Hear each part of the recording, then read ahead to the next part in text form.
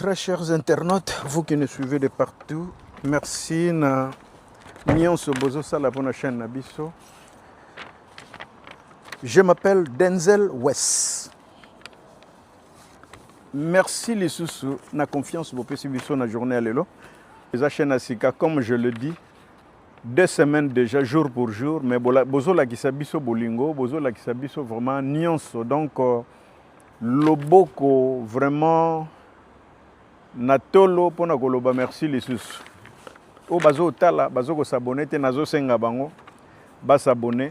Et ko sala biso vraiment bien et puis chaîne okende liboso. Toza pena na komi kitisa nyonso pona bino. Sujet à MS Waza, porte-parole à Fali Poupa, nous allons parler na passage à Megeniema aussi na passage à Emel alias Noko alias et pas à Megeniema. Et puis voilà, nous allons parler de Céléo. Juste en passant, nous allons parler de Céléo et de JDT qui a invité son frère le padre na concert naïe. Alors, tozo kende directement na émission Nabiso. Je pense que nous soit mon émission, il y a Hermès, Ayambaki, musicien, il y a Fali Poupa. Dans l'émission, donc je n'ai même pas besoin de même extrait pour écouter ton utilité. Dans l'émission, Hermès à l'Obiboye, choix à faire rigoler à bête dans stade. Dans 15 minutes, on va passer à bête dans stade dans mi-temps, et ça choix moko ya mabe. Pourquoi choix Yamabe? C'est parce que Ferregola, pas seulement qu'il y a bani penzate, mais Ferregola balinga kayete, pour batu musu bagolinga yete, donc ça peut se faire aussi que batu babanda ko wololaye na stade na Belgique, na match ko beta maya Danemark. Analyse yo MS asali pona ngeza mawa surtout pona culture na biso. Yé Azali pro-Fali, une personne qui parle de Fali Poupa. Comment se fait-il que le gouvernement a poni Moutoumousou a représenté Bisso pour na bango et commis problème? Ba parole wana tango yazo lo bawana. Yazo kanisa ezo sukaka na chaîne na ye. To parole wana ekoki kozala na impact, to parole wana ekoko déranger d'autres personnes. Dire que faire eza choix ya malamu te pona Mexico yo choix ya malamu eza nani. Donc na Congo mobimba musicien azaka Fali. Donc na Congo mobimba. Donc il faut ka Fali abeta partout. Gouvernement ko ça la choix na yete. Et puis tant wazolo baneng wana ke faire peut-être batu musuba ko wolo la faire na stade. Oh. Mais faire ango bozo zoye nani. Na salaka émission mo sur faire. Ce qui batu bako kokende kotala yango batala yango qui veut détruire carrière ya faire. Ça isa ya bima a décona loba n'importe quoi. J'ai voulu un peu kozongi ça peut ça isa inanzela. Mais lelo MS ozui penza émission na yo ozo loba n'importe quoi pour na faire o aza monument, légende, icône na biso ya mboka. Oya banda na wenge musique à 4 fois. Lelo kuteza mamboganga te. Na koloba pena na calme nyonso. Icône na biso Ferregola oya banda musique. Na wenge 4x4 kala. Mwana muke le dernier fils ya wenge. Ti akoma lelo. Muto beti ba stade de martyrs. Muto beti ba 2 fois Adidas Arena. Muto beti Genève Arena. Muto beti ING Arena. Muto beta Accor Arena e akobeta U Arena na stade. Muto wana yo zoloba batu ba ebiete. Muto wana yo zoloba stade ba wololaye. Mais on t'avoue, faut bozala rappeler na soni ndego. Lelo eza makambo koganga te photo expliquer vraiment dans le calme. Faut bozala na soni MS. Si comme Moussala, tant qu'il fallait ayoka bino de bossa bémission, ozo déstabiliser pena moninga musicien. Est-ce qu'il fallait bêter rapidement ma boko? Kiazolo banabino pena que oh ils a vrai boulot bozo sala, ya ko déstabiliser. Makambo ko déstabiliser bossala ngo kala. Bossala ngo période ba ken piana. Bossala ngo kala. Et si là, na minute yo mutu azana droit ya ko déstabiliser faire azani soute. ou aza na force ya kodestabiliser fere azate. Peut-être bino bozoyeba te. Peut-être baloba na bino bo renforcer cop. Non, ekosimba te. Po bato bazolobela fere o fere apesaka eloko te bazali. J'ai fait une émission. D'abord, ekozala peut-être première émission nanga, une première émission nanga na loba na répondant ça. Parce que Moussalo na bandi yango 10 jours comme toke na 11e jour. J'ai répondu à ça na ba bêtise à lobaga. Mais lelo MS susolngo zongele lokwana. Eko simbate yoza profali. Lobela mamba fali. Comment se fait-il que na émission na bino, il faut ko saka mamba faire. Si quand on répondre bazolo ba biso to ba gaulois. Mais oui, on accepte. Toza pena ba gaulois, on accepte sigoyo. Parce que boye eko simbate. Fali n'est pas le seul musicien où il faut bêta kaka partout yé kaka. Non. Les loba sengi faire à ne représenter Mboka. Donc c'est ça que j'allais un peu rectifier dans ma propos. Il y a frère Nabiso MS. Et le qui émission na yeso qui combo faire rezate. On dirait pas maraté. Donc j'ai même pas voulu que tu aies même extrait na yo. Non, j'ai même pas voulu. Ça total extrait à le padre na JDT bakutanaki quelque part. Et puis, après si publicité, il y a concert naïe. Donc, les padres a invité à concert naïe. Tokoki kota la ngoli susu. Merci. C'est bon? Ça va? Et la famille, ici, Juliette Mzoko de Rome. Donc, le 13 juin, c'est la surprise qu'on a bien. Ah? Autre nom, on a dans la main. Non. Bonsoir. Le 13 juin. Est-ce que vous avez suivi des éléments?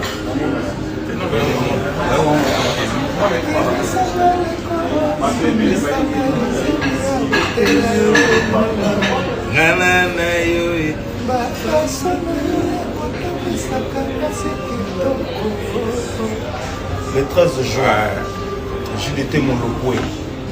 Nous en avons bien ensemble. Vous allez venir, vous avez un moui. Vous l'avez ramené, vous l'avez un moui. Bagolois. Amoureux de la bonne musique.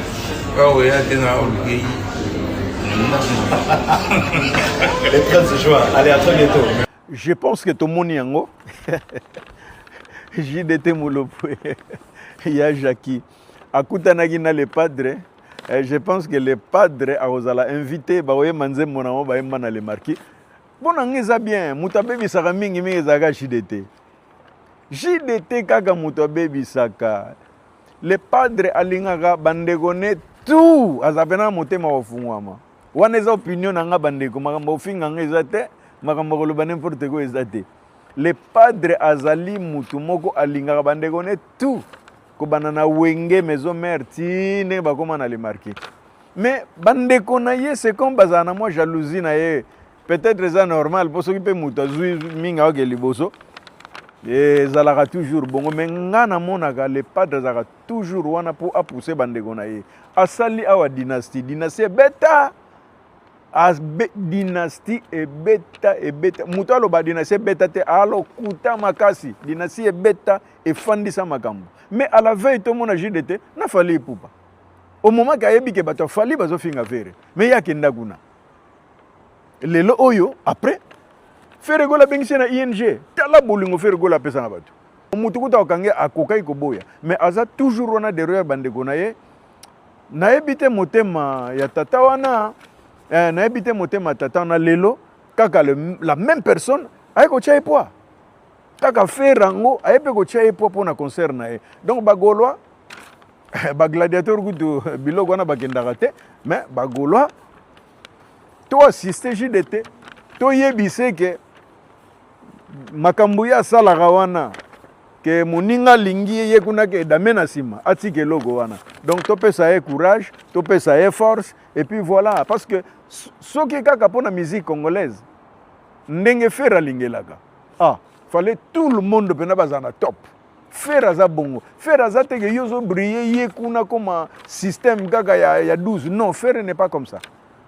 Donc ceux qui ba musicien ne sont pas comme bongo voilà ça ezala malamu bon nakolo ba soki fali akokoma na ba idéologie ya faire wana peneza solo parce que à chaque fois tout monde a esika batake utaka ba Jaël ko finga faire ba kenen piana ko finga faire ba ta fali c'est rare ba to faire ba ndo finga ka fali bongo ezara mingi réplique na côté la faride mais za bongo po to yebi na biso idéologie ndenge marchaka donc et là, il y a Joka, j'ai voulu parler de Joka, mais ils ont une importance pour Joka, on a papa chéri na minito yo.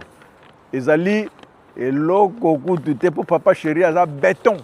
Et le banango c'est nani et le banango nani c'est Léo. C'est lobby, c'est Léo à lobby. Muto a un grand esprit. Tout l'andana c'est le yango. Mutaza na grand esprit. Collègue batu tout na wenge c'est papa chéri. Tout l'andana extra c'est le comme ça aux ongles. Pour grand esprit dans la musique ya Congo, on doit esprit vraiment spirituel. Salvatore a de la patrie. Ah bon? Bah oui. C'est pas de la forêt. Moutouane pour nous Vinson. Non, on a tout une question. Dans le Moutouane a ba kuna vie à musique. Ouais. Amela Ligoro. Dans ce sens, ok. Azo bakuna musique ya ba visa biso to lobby humble ada bomole azo ba couper ya makambo belé otokotanga de to yibi ma garda toujours azarondi na katia omona katia liki wana ouais mais ba ku o ba mukulu bazwa sai ba mise mususu ndeko ba mambati siko ba biso ne to vanda na kindi wana viser zate ba master ba petit ba yaka ba ozonga mengenge na kana jo modango Kikaspey ngenge na kana hip hop elofa hip hop trésor mbomba oya Kishasa boye Afrika kawe ndeni moi square de yali modango oya boye na obeta bango kaka hip hop vanda boye via iPhone. Je suis un ministère de héros.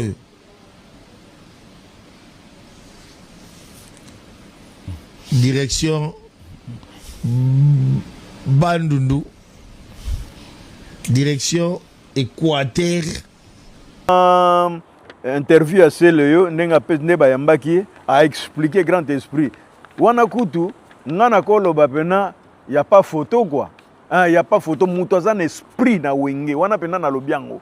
C'est Jibem Pianamukulu. Ah, Nakolo Bate. Oh, yeko. Donc, j'écoute tout tatawana.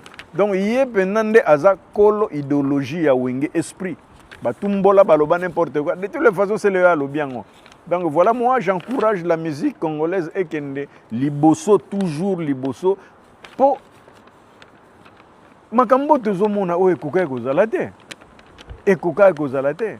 Topé cet exemple wenge tango Amadou Diaby abengisi bango concert moko kaka soki mibale babeta kaka na stade Martyr nao babeta soki wapi bapalangani bango tu pona nini bolingo ezate bapalangani bango tu pona nini ben compréhension o ba leader ndenge nini bali est-ce que jalousie ça entre bango na bango donc on se pose beaucoup de questions pour na groupe. Il y a des fois ça commence un peu à saouler mboka lia alekaki aleki pa mige nyema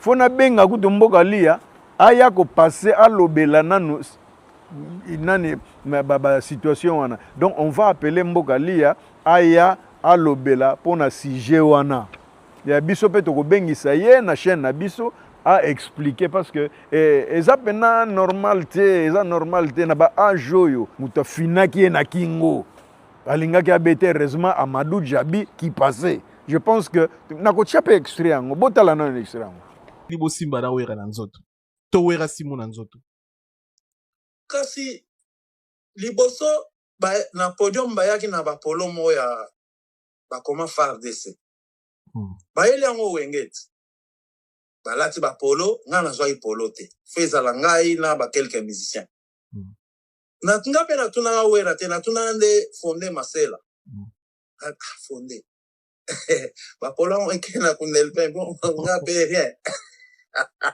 ok wera azoluka nga na mitif ah ouais mais avant ni calme azolukaka ayoka soki eloni ebimi na monoko na nga Ok. comme ça ye apelisa moto Ok.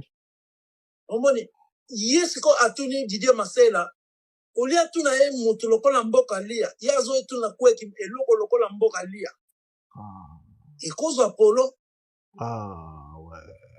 tosali ne toyoki rie nga na comprendre yake ya mambo yango elingi ebanda nde ye azali kokalkule position na nga nakenda kosuba amoni mpe nga nde nakoti na toilette bien tansko nazobima na toilette ye alalelaki nga coussin abloke nga na kingo.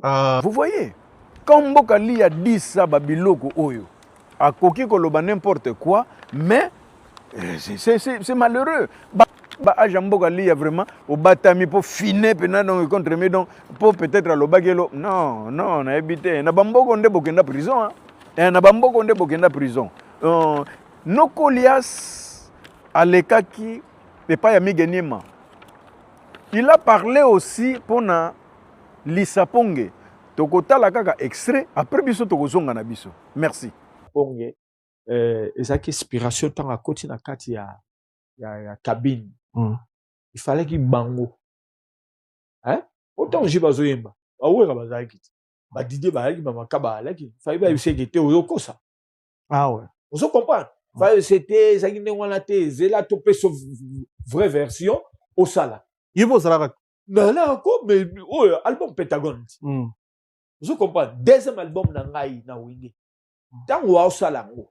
Il fallait qu'il bango ba yebisa yeke non okosi. Koto bongisa. Koto lobi bongisa. Siko yo ya o bani ke bo c'est la deuxième version. Et puis batuana so ya obeta deuxième version. Batombola komba wengete. Et batombol komba wengeza bango. Totali ndenge Nokolias a expliqué situation à Lisaponge. Nokolias a lobi boye. Mais tant bazo sala Lisaponge.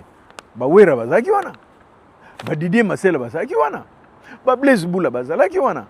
Bango tout bazalaki wana. So ba yebeke Lisaponge oyo wera oyo Lisaponge oyo Jibem Piana azoloba eza Lisaponge alokuta. Bakokaki ko rectifier balobake o eza lokuta. Lokola bandimaki yango deuxième Lisaponge eza kutu na sens te pour comme distraction. Wana ba propos ya Emile Alias. Na biso na suka émission. Là je passe un message na moutonnion surtout oyo na bonne foi ya ko s'abonner, ya ko cliquer cloche à notification et puis ya ko partager vraiment tozana posa na bino. Beaucoup de commentaires. Ce qui m'a bezali to banda ko bongisa po na lobi tozaka na 11 jours d'expérience na chaîne. Donc bon rigueur penez à la tête côté na bino et bosunga chaîne kende liboso toko améliorer ce qui ba erreur ezali et puis voilà. Nzamba lola sala bino bien na lobaka toujours kolala kolamuka eza habitude te. Soki okomi na âge moko avancé avant 20h, souki sa koli avant 20h. Biloko ya ba mafuta mingi tolinga yango te. Deje manda ya yo ya